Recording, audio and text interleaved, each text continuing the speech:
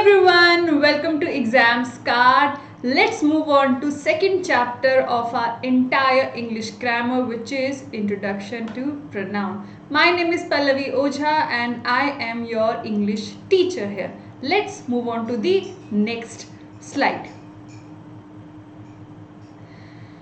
अच्छा, अब यहाँ पे क्वेश्चन ये आता है कि what is pronoun basically a word और a phrase used as a substitution for a noun or a noun phrase. जैसे कि आप जानते हैं that we have already done noun in our previous chapter, in our previous video.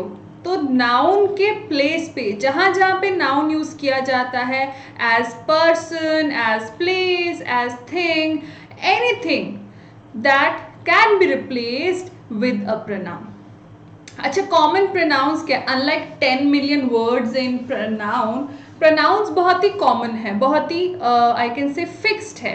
These are I, you, we, he, she, it, they, us, me, him, her, them, this and that, and then there are few others as well which will be completing in upcoming slides.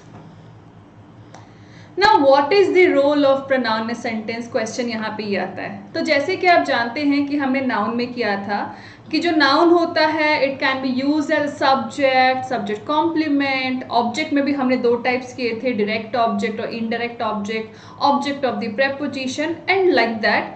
Same usage जो है आपके यहाँ पे pronoun के भी रहेंगे. Okay, तो वही सारे काम यहाँ पे प्रोनाउन भी करेगा. जैसे कि मैं आपको यहाँ पे कुछ एग्जाम्पल्स देती हूँ. This is my house.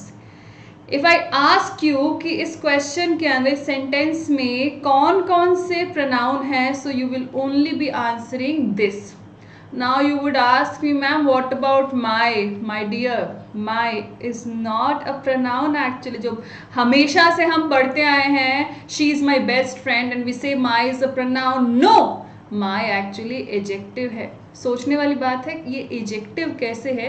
Adjective ये इसलिए है क्योंकि आप देख सकते हैं ये हाउस को डिफाइन कर रहा है, हाउस को मॉडिफाई कर रहा है. Right, what do you want, तो यहाँ पे व्हाट इज योर प्रोनाउन. मैं बताऊंगी कि किस टाइप के प्रोनाउन है later on. They are good friends, they is a pronoun.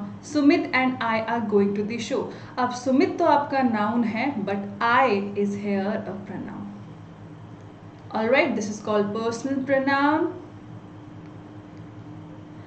Now list of pronouns के बारे में अगर हम बात करें तो आप जैसे कि देख सकते हैं, एज आई सेड बहुत ही लिमिटेड प्रोनाउंस है. यस, इसके अलावा भी बहुत सारे और प्रोनाउंस है but these are some very common pronoun जो हम सिंस बिगिनिंग देखते आए हैं.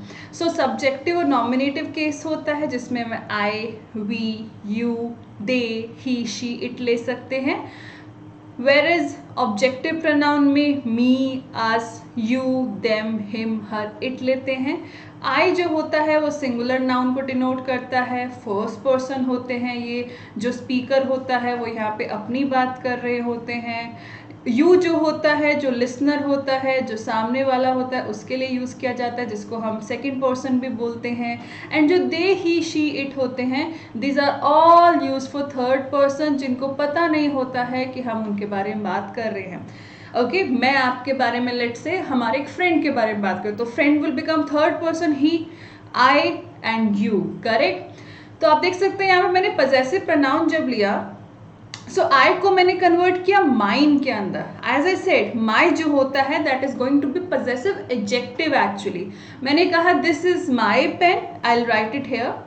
This is my pen and I say this pen is mine. So learners, यहाँ पे जो my है this is your possessive adjective and जो mine है this is actually your possessive pronoun. I hope this point is clear to all of you. So next time अगर आपको parts of speech पे question आए and आपको my underlined मिले and the examiner, the exam ask you कि ये क्या है, is it an adjective or pronoun, please आप इसको adjective मार्क करिएगा. अब मैं अगर reflexive pronoun की बात करूँ तो I converts into myself and we converts into ourselves. Similarly you, your and yours, अगर आप देखें तो मैंने दो यूज़ किया. Y so? बिकॉज आप जानते होंगे कि जो यू होता है वो सिंगुलर और प्लूरल दोनों हो सकता है. सो अकॉर्डिंगली अगर मैं सिंगुलर पर्सन को डिनोट करूँ, लेट से मेरे सामने सिर्फ एक ही आदमी है, तो उनके लिए मैं योर यूज़ करूँगी. अगर मेरे पास में एक से ज़्यादा आदमी खड़े हैं, एक से ज़्यादा लोग हैं, तो मैं उनके लिए प्लूरल योर्स यूज़ करूँगी. सिमिलरली योर का जो रिफ्लेक्सिव प्रोनाउन होगा वो योर सेल्फ बन जाएगा, वेर एज योर्स का रिफ्लेक्सिव प्रोनाउन यहाँ पे आप जैसे देख सकते हैं योर सेल्स हो जाएगा. They converts into him, they converts into them, he, him, she, her और it. Now they, he और she का possessive pronoun तो exist करता है, theirs, him और hers. Whereas I must tell you, अगर आपसे कोई पूछे कि it का possessive pronoun क्या होगा, so there is no possessive pronoun of it. Got that?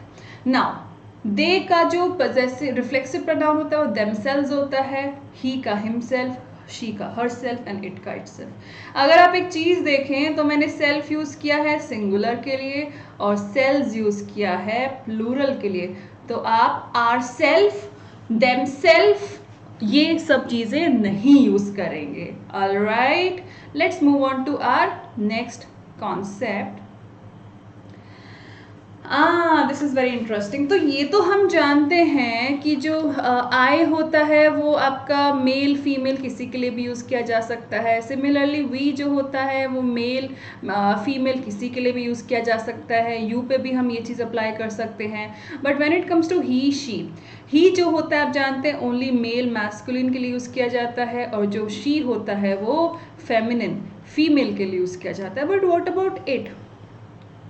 So it जो है हम ये देखते आए कि इट बेसिकली यूज़ किया जाता है नॉन लिविंग थिंग्स के लिए, right? Absolutely yes, I definitely agree, I second you actually.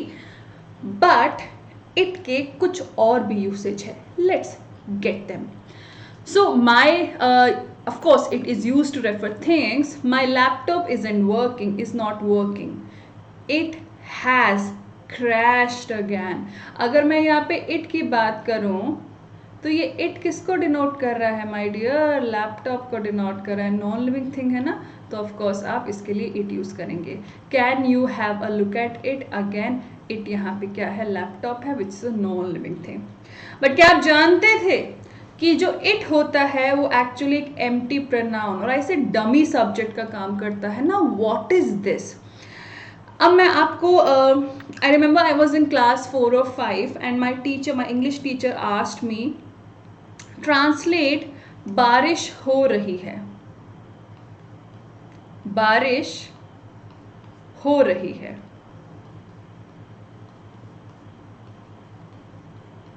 तो बारिश हो रही है को आप इंग्लिश में कैसे कन्वर्ट करेंगे? और बारिश आ रही है लेट्स से.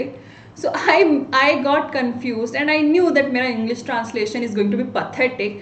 मैंने कहा sir it should be rain is coming, and he wanted this answer from me actually, and he started laughing on me and I was like क्या हो गया, क्या बनाऊंगी? बारिश आ रही को तो rain is coming ही बोलना चाहिए.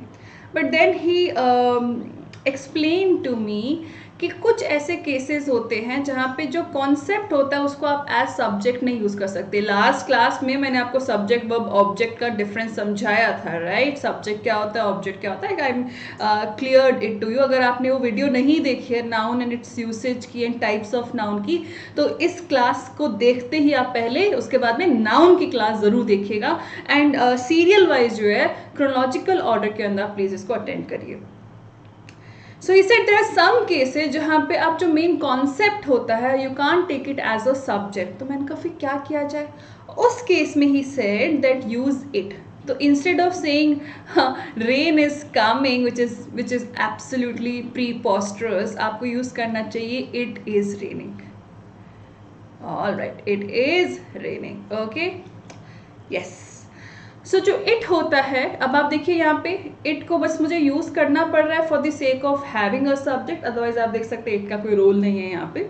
सो it is use as a dummy subject where there is no other subject to put in the subject place. तो आपको जो वहाँ पे इट यूज़ करते हैं. अब कहाँ कहाँ यूज़ करते हैं आप, जो है डेट शो करने के लिए, तारीख शो करने के लिए. मैंने कहा अच्छा भैया बताइए आज तारीख क्या है, तो आप कह रहे ओके इट्स 12. हाँ, इट्स 5. आप डिस्टेंस के लिए यूज़ कर सकते हैं. मैंने कहा यहाँ से कितना दूर है, आप कह रहे इट्स 5 किलोमीटर्स फार और इट्स 5 किलोमीटर्स अवे. वेदर, मैंने कहा आप, मेरे यहाँ पे तो बारिश हो रही है, आपके यहाँ पे कैसा वेदर, आप कह रहे अरे यहाँ पे तो बहुत ही ज़्यादा गर्मी है, धूप है, तो आप कह रहे it's sunny here, it's a sultry day. Time के लिए it's 5. To identify a person, offspring, of course जब आपको जेंडर नहीं पता होता है कि बेबी जो है मेल या फीमेल है, तो उसके लिए आप इट यूज़ कर सकते हैं. किसी फैक्ट को शो करने के लिए, किसी सिचुएशन को शो करने के लिए जो आप इट का इस्तेमाल कर सकते हैं. आई शो यू, वेट मैं सब एग्जाम्पल्स आपको शो करूँगी. So to denote time, it is already 11 o'clock. हाँ, to identify a person, oh अरे it's your mother on the phone, ये आपकी मदर है. For the time, date, distance, weather, it's 10:12. हाँ, 12:10 हो गया. इट्स अ एनिवर्सरी, देखिए सिचुएशन को शो किया जा रहा है. It's 2 miles to the beach.